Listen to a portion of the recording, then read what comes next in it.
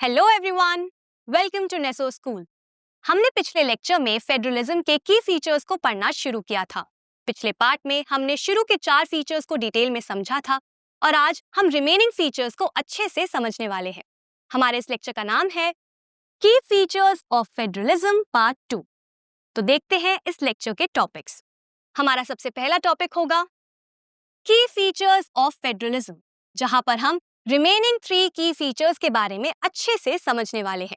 इसके बाद हमारा दूसरा टॉपिक होगा एन आइडियल फेडरल सिस्टम। यहाँ पर हम एक ऐसे फेडरल सिस्टम की बात करेंगे जो कि आइडियल होता है, परफेक्ट होता है और बेस्ट होता है किसी भी डेमोक्रेटिक कंट्री के लिए। तो बिना किसी देरी के शुरू करते हैं हमारे सबसे पहले टॉपिक के साथ, जिसका नाम है की फीचर्स ऑफ फेडरलिज्म। ये रिमेनिंग फीचर्स आपके चैप्टर में यहां से लेकर यहां तक दिए गए हैं। तो शुरू करते हैं और देखते हैं हमारा अगला फीचर, मतलब 5th की फीचर ऑफ फेडरलिज्म। यहां पर लिखा है courts have the power to interpret the constitution and the powers of different levels of government. मतलब किसी भी एक फेडरल देश में जो कोर्ट्स होते हैं उनके पास ये पावर होती है कि वो कॉन्स्टिट्यूशन को, मतलब हमारे संविधान को इंटरप्रेट कर सकती हैं। साथ ही साथ वो डिफरेंट लेवल्स ऑफ गवर्नमेंट के पावर्स को भी इंटरप्रेट कर सकती हैं।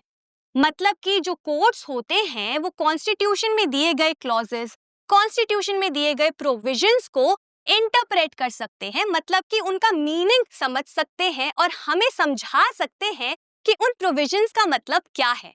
अगर किसी भी व्यक्ति को या किसी भी गवर्नमेंट को किसी भी प्रकार की कंफ्यूजन होती है, किसी भी प्रकार का डाउट आता है, तो यहाँ पर कोर्ट्स उस डाउट को क्लैरिफाई कर सकते हैं। वो ये बता सकते हैं कि उस प्रोविजन का असली में क्या मतलब है।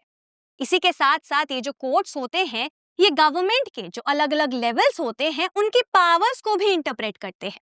हमने पिछले लेक्चर में जब फीचर्स को पढ़ा था तो हमने एक ये फीचर भी पढ़ा था कि जो भी जुरिस्डिक्शंस होती हैं, जो भी पावर्स होती हैं अलग अलग लेवल ऑफ गवर्नमेंट्स की, वो कॉन्स्टिट्यूशन में स्पेसिफाइड होती हैं। तो उन्हीं प्रोविजंस को भी इंटरप्रेट कर सकते हैं हमारे कोर्ट्स। अगर किसी भी लेवल ऑफ गवर्नमेंट को डाउट आता है, उन्हें पता नहीं होता कि उनकी क्या पावर्स हैं या मिसअंडरस्टैंडिंग हो जाती है, तो यहाँ पे कोर्ट उनकी मदद कर सकता है। इसके बाद लिखा है the highest court acts as an umpire if disputes arise between different levels of government।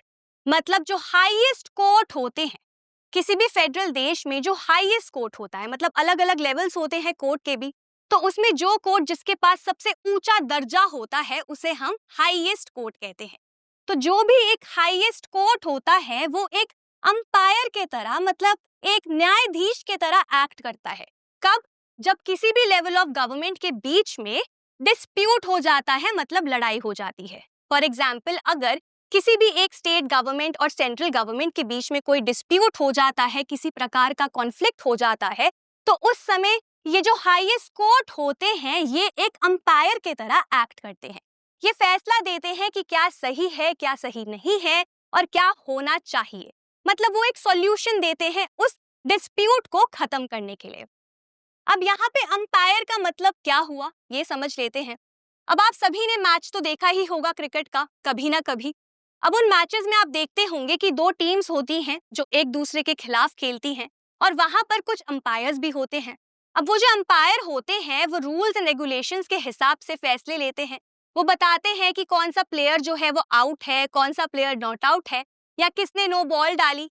Correct? वो सभी रूल्स एंड रेगुलेशंस के मुताबिक ये फैसले देते हैं, ये फैसले सुनाते हैं और सभी को उन फैसलों को मानना भी पड़ता है।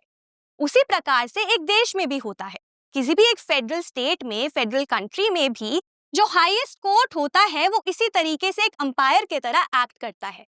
वो प्रोविजंस के हिसाब से जो कॉन्स्टिट्यूशन में दिए गए हैं उनके ही मुताबिक फैसले सुनाता है और सभी को उन फैसलों को मानना पड़ता है। जैसे कि हमारे देश में सुप्रीम कोर्ट ऑफ इंडिया है। हमारे देश में सुप्रीम कोर्ट ही हाईएस्ट कोर्ट है हमारे देश का। तो यहाँ पर 5th की फीचर क्या है फेडरलिज्म का, कि किसी भी फेडरल स्टेट में जो कोर्ट्स होते हैं वो इंटरप्रेट कर सकते हैं कॉन्स्टिट्यूशन को और पावर्स को जो कि डिफरेंट लेवल ऑफ गवर्नमेंट्स की होती हैं। साथ ही साथ यहाँ पर जो हाईएस्ट कोर्ट होते हैं वो एक अंपायर के तरह एक्ट करते हैं अगर किसी भी लेवल ऑफ गवर्नमेंट्स के बीच में झगड़ा हो जाए, मतलब कि डिस्प्यूट हो जाए। अब इसके बाद बढ़ते हैं हमारे अगले फीचर की तरफ। यहाँ पर लिखा है, sources of revenue for each level of government are clearly specified to ensure its financial autonomy। मतलब कि जो सोर्सेज होते हैं रेवेन्यू के, मतलब पैसा कहां से आएगा गवर्नमेंट्स के लिए, उन सभी के बारे में क्लियरली स्पेसिफाइड होता है, लिखा गया होता है कॉन्स्टिट्यूशन में, ताकि फाइनेंशियल ऑटोनॉमी मिलती रहे। अब यहाँ पर काफी सारे कीवर्ड्स हैं जिनको समझना आपके लिए जरूरी है। तो शुरू करते हैं सोर्सेज ऑफ रेवेन्यू के साथ। सोर्सेज ऑफ रेवेन्यू का मतलब है कि जो अलग अलग सरकारें हैं, जैसे कि सेंट्रल गवर्नमेंट है या स्टेट गवर्नमेंट्स या लोकल गवर्नमेंट्स हैं, उनका क्या सोर्स होगा रेवेन्यू का, मतलब उनको कहाँ से पैसे मिलेंगे अपनी पॉलिसीज को इम्प्लीमेंट करने के लिए, प्रोजेक्ट्स को लागू करने के लिए, मतलब कि अपनी पावर को एक्सरसाइज करने के लिए। तो कहाँ से उनको वो पैसा मिलेगा, उसी को हम सोर्सेज कहते हैं रेवेन्यू का। अब ये सोर्सेज दो तरीके के हो सकते हैं। एक होता है टैक्स के थ्रू, मतलब कि स्टेट गवर्नमेंट अलग टैक्सेस लगाती है, सेंट्रल गवर्नमेंट अलग टैक्सेस लगाती है, तो एक उस तरीके से रेवेन्यू कलेक्ट किया जाता है, पैसे कलेक्ट किए जाते हैं। दूसरा तरीका होता है ग्रांट्स के थ्रू, एड्स के थ्रू, मतलब कि मदद के थ्रू। तो इन सोर्सेज के थ्रू रेवेन्यू कलेक्ट होता है, पैसे मिलते हैं, फाइनेंशियल रिसोर्सेज मिलते हैं हर एक लेवल ऑफ गवर्नमेंट को। और कौन सी गवर्नमेंट को किस सोर्स से पैसे मिलेंगे, रेवेन्यू मिलेंगे, इसके बारे में लिखा होता है कॉन्स्टिट्यूशन में। क्यों लिखा होता है कॉन्स्टिट्यूशन में? ताकि फाइनेंशियल ऑटोनॉमी मिले, फाइनेंशियल इंडिपेंडेंस मिले। अब एक फेडरल स्ट्रक्चर में क्या होता है, अलग अलग लेवल्स होते हैं गवर्नमेंट के, सबकी सेपरेट पावर्स होती हैं, करेक्ट। अब उन पावर को एक्सरसाइज करने के लिए उनको पैसे भी तो चाहिए होंगे। अगर स्टेट गवर्नमेंट्स को, लोकल गवर्नमेंट्स को या फिर सेंट्रल गवर्नमेंट को कोई प्रोजेक्ट लागू करना है, कोई पॉलिसी लागू करनी है, तो उसके लिए उन्हें फाइनेंशियल रिसोर्सेज की जरूरत पड़ेगी। अब यहाँ पर अगर कोई एक सरकार दूसरी सरकार पर निर्भर होगी, डिपेंडेंट होगी, तो क्या वो अपनी पावर को सही तरीके से एक्सरसाइज कर पाएगी? नहीं। और साथ ही साथ एक फेडरल स्ट्रक्चर में हर एक गवर्नमेंट जो होती है वो इंडिपेंडेंट होती है, सभी की अलग अलग पावर्स भी होती हैं, तो यहाँ पर क्या होगा, डिपेंडेंसी आ जाएगी। तो इसीलिए ताकि सभी गवर्नमेंट्स जो हैं वो सेपरेटली अपनी पावर को एक्सरसाइज कर पाएं, अच्छे से अपनी पावर को प्रैक्टिस कर पाएं, इसीलिए फाइनेंशियल ऑटोनॉमी दे दी जाती है, मतलब उन्हें एक इंडिपेंडेंस दे दी जाती है पैसे के एरिया में भी, कि आपको इस तरीके से इस सोर्स से पैसे मिलेंगे और आपको उन पैसों से इन पॉलिसीज पे काम करना है, अपनी पावर्स को एक्सरसाइज करना है। और इसके बारे में स्पेसिफाई किया जाता है कहाँ पर? हमारी कॉन्स्टिट्यूशन में। फॉर एग्जाम्पल इंडिया की बात करें तो हमारे देश में है फाइनेंस कमीशन ऑफ इंडिया। अब हमारे देश में हर 5 साल बाद एक फाइनेंस कमीशन जो है वो फॉर्म होती है। अब ये कमीशन क्या करती है? ये रिकमेंडेशंस देती है, ये बताती है कि हमें कितना रेवेन्यू जो है वो शेयर करना चाहिए, कैसे डिस्ट्रीब्यूट करना चाहिए सेंट्रल और स्टेट गवर्नमेंट्स के बीच में। इसी प्रकार से हर एक फेडरल स्ट्रक्चर में, फेडरलिज्म में, जो सोर्सेज होते हैं रेवेन्यू के, किस तरीके से पैसों को डिस्ट्रीब्यूट किया जाएगा, शेयर किया जाएगा, वो पैसा कहाँ से आएगा, ये सभी कॉन्स्टिट्यूशन में लिखा जाता है, ताकि फाइनेंशियल ऑटोनॉमी मिल जाए सभी लेवल ऑफ गवर्नमेंट्स को। और ये था हमारा 6th की फीचर फेडरलिज्म का। अब बढ़ते हैं हमारे 7th और आखिरी की फीचर के तरफ। यहाँ पर लिखा है, the federal system has dual objectives. मतलब जो ये फेडरल सिस्टम होता है ना, इसके दो, मतलब डुअल, दो ऑब्जेक्टिव्स होते हैं, दो उद्देश्य होते हैं। उन्हीं ऑब्जेक्टिव्स को पूरा करने के लिए एक फेडरल स्ट्रक्चर को बनाया जाता है। सबसे पहला होता है to safeguard and promote unity of the country. मतलब सबसे पहला ऑब्जेक्टिव, उद्देश्य जो एक फेडरल सिस्टम का होता है वो ये होता है कि एक देश में सेफगार्ड होना चाहिए, मतलब सुरक्षा होनी चाहिए, और एकता को प्रमोट करना चाहिए। ये सबसे पहला ऑब्जेक्टिव होता है फेडरल सिस्टम का। इसके बाद दूसरा ऑब्जेक्टिव होता है टू अकोमोडेट रीजनल डाइवर्सिटी। मतलब एक देश में इतनी सारी डाइवर्सिटीज होती हैं, इतने सारे रीजन होते हैं, तो यहाँ पर कोशिश की जाती है कि हम उन सभी रीजनल डाइवर्सिटीज को अकोमोडेट कर पाए, मतलब मिलजुल कर रख पाए। क्योंकि अगर वो अकोमोडेटेड रहेंगे तभी तो देश में यूनिटी बनी रहेगी और कॉन्फ्लिक्ट्स नहीं होंगे। इसीलिए यहाँ पे दूसरा ऑब्जेक्टिव होता है रीजनल डाइवर्सिटी को अकोमोडेट करना। अब आप ध्यान देना कि यहाँ पर रीजनल डाइवर्सिटी लिखा है, सोशल डाइवर्सिटी नहीं। मतलब जैसे कि बेल्जियम में अलग अलग रीजन थे, इंडिया में अलग अलग रीजन है, तो इन सब रीजन्स को हमें साथ में रखना है। क्योंकि अगर हम किसी एक भी रीजन को पीछे छोड़ देंगे, कोई एक भी रीजन अच्छे से डेवलप नहीं हो पाएगा या उसे हम अकोमोडेट नहीं करेंगे, तो उससे एक देश अलग हो सकता है, बंटवारा भी हो सकता है। इसीलिए हम रीजनल डाइवर्सिटी को अकोमोडेट करते हैं फेडरल सिस्टम के थ्रू। तो ये थे हमारे आखिरी के 3 की फीचर्स ऑफ फेडरलिज्म। इसी के साथ हमारा ये टॉपिक यहीं पर खत्म होता है। हमने सभी की फीचर्स ऑफ फेडरलिज्म को पूरा कर लिया है और अच्छे से समझ लिया है। अब हम आगे बढ़ते हैं हमारे अगले टॉपिक की तरफ, जिसका नाम है एन आइडियल फेडरल सिस्टम। ये टॉपिक आपके चैप्टर में इस पैराग्राफ में दिया गया है, तो चलिए देख लेते हैं।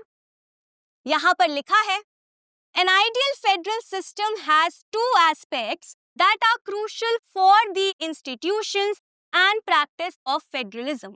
एक परफेक्ट मतलब एक आइडियल फेडरल सिस्टम को बनाने के लिए 2 एस्पेक्ट्स बहुत ज्यादा क्रूशल होते हैं, जरूरी होते हैं। ये दोनों ही एस्पेक्ट्स जो हैं वो मदद करते हैं इंस्टीट्यूशंस को, ताकि वो अच्छे तरीके से फेडरलिज्म को प्रैक्टिस कर सके।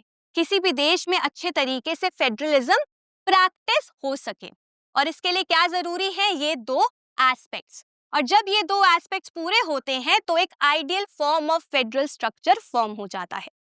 तो देखते हैं हमारा सबसे पहला एस्पेक्ट।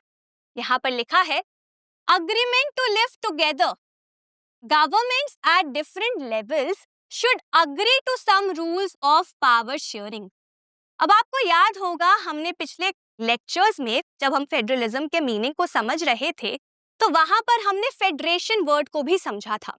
हमने ये समझा था कि फेडरेशन कब फॉर्म होता है। फेडरेशन तब फॉर्म होता है जब सभी स्मॉल यूनिट्स या जो रीजनल स्टेट यूनिट्स होते हैं वो अग्री करते हैं, वो मान जाते हैं कि हाँ, हम साथ मिलकर अपनी पावर्स को एक दूसरे के साथ शेयर करेंगे और एक यूनाइटेड कंट्री को फॉर्म करेंगे। और उसी अग्रीमेंट के बाद एक फेडरेशन फॉर्म होती है, जिसके बाद फेडरलिज्म आता है, मतलब कि पावर्स को अलग अलग लेवल्स में डिवाइड किया जाता है। यहाँ पर उसी पॉइंट की बात करी गई है। अब एक फेडरल सिस्टम को जो कि आइडियल हो, उसको बनाने के लिए सबसे पहले ये जरूरी है कि सभी यूनिट्स जो हैं, सभी स्टेट यूनिट्स, रीजनल यूनिट्स या गवर्नमेंट्स जो हैं, वो अग्री करे कि हाँ, हम अपनी पावर्स को शेयर करेंगे एक दूसरे के साथ। तो इसीलिए सबसे पहला एस्पेक्ट है अग्रीमेंट टू लिव टुगेदर, कि इस बात के लिए राजी होना, अग्री करना कि हम साथ में मिलकर एक देश में रहेंगे और अपनी पावर्स को डिवाइड करेंगे, शेयर करेंगे, और पावर शेयरिंग के रूल्स को भी हम फॉलो करेंगे। और जब ये सभी गवर्नमेंट्स अग्री करती हैं, ये मान जाती हैं, ये एक अग्रीमेंट में आ जाती हैं कि हम अपने पावर्स को शेयर करेंगे एक दूसरे के साथ, तब जाकर सबसे पहला एस्पेक्ट पूरा होता है आइडियल फेडरल सिस्टम का। अब इसके बाद देखते हैं दूसरा क्रूशियल एस्पेक्ट। यहाँ लिखा है, mutual trust. Governments should also trust that each would abide by its part of the agreement. अब म्यूचुअल ट्रस्ट का मतलब क्या है? म्यूचुअल ट्रस्ट का मतलब है कि फॉर एग्जाम्पल सेंट्रल गवर्नमेंट है और एक स्टेट गवर्नमेंट है। अब इन दोनों का एक दूसरे पर भरोसा करना जरूरी है। जब ये दोनों गवर्नमेंट्स एक दूसरे पर भरोसा करेंगी, मतलब कि एक दूसरे पर ट्रस्ट करेंगी, तो उसी को हम म्यूचुअल ट्रस्ट कहेंगे। मतलब दो तरफा ट्रस्ट है। यहाँ पे सेंट्रल गवर्नमेंट भी ट्रस्ट करेगी स्टेट गवर्नमेंट को, और स्टेट गवर्नमेंट भी भरोसा करेगी, ट्रस्ट करेगी सेंट्रल गवर्नमेंट के ऊपर। उसी को हम म्यूचुअल ट्रस्ट बोलते हैं। अब यहाँ पर लिखा है कि दूसरा एस्पेक्ट जो है वो म्यूचुअल ट्रस्ट का है, कि जो भी गवर्नमेंट्स इस अग्रीमेंट में आई है कि हम एक दूसरे के साथ पावर को शेयर करेंगे, अब ये बहुत जरूरी है कि ये सभी गवर्नमेंट्स एक दूसरे के ऊपर भरोसा भी करें, ट्रस्ट भी करें कि सामने वाला अपने एग्रीमेंट को फॉलो करेगा और जो भी उसने एग्रीमेंट में माना है, बोला है, वो उसी रास्ते पे चलेगा। मतलब अगर सेंट्रल और स्टेट गवर्नमेंट्स ने बोला है कि हम इक्वल पावर को शेयर करेंगे, तो वो हमेशा इक्वल पावर को शेयर ही करेंगे। कोई एक जो है वो बदल नहीं जाएगा या ज्यादा पावर लेने की कोशिश नहीं करेगा। इस बात पर भरोसा करना बहुत जरूरी है अगर हमें एक हेल्दी और आइडियल फेडरल सिस्टम चाहिए। अगर ऐसा नहीं हुआ तो क्या होगा? अब अगर मान लीजिए सेंट्रल और स्टेट गवर्नमेंट को एक दूसरे पे भरोसा नहीं है, तो वो हमेशा एक दूसरे की पावर्स में इंटरफेयर करेंगे। स्टेट गवर्नमेंट को लगेगा कि सेंट्रल गवर्नमेंट कुछ गलत कर रही है, वो ज्यादा पावर लेने की कोशिश कर रही है, तो वो उनके काम में इंटरफेयर करेंगे। सिमिलरली सेंट्रल गवर्नमेंट को अगर ट्रस्ट नहीं होगा तो वो भी स्टेट गवर्नमेंट की पावर में इंटरफेयर करेंगे। और जब ये इंटरफेरेंस होगा तो झगड़े होंगे, डिस्प्यूट्स होंगे और कॉन्फ्लिक्ट्स हो जाएंगे। और इसी वजह से एक आइडियल फेडरल स्ट्रक्चर जो है वो कभी भी फॉर्म नहीं हो पाएगा।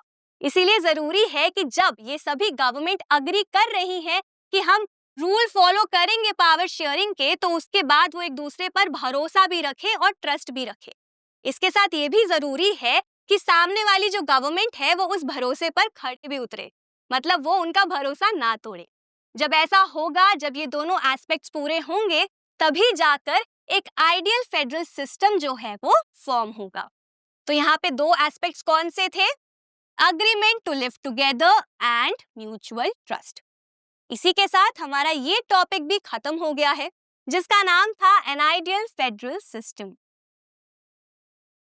तो आज के इस लेक्चर में हमने क्या समझा? हमने सातों की फीचर्स जो थे फेडरलिज्म के, जो विशेषताएं थी फेडरलिज्म की, वो पूरी कर ली हैं, अच्छे से समझ ली हैं।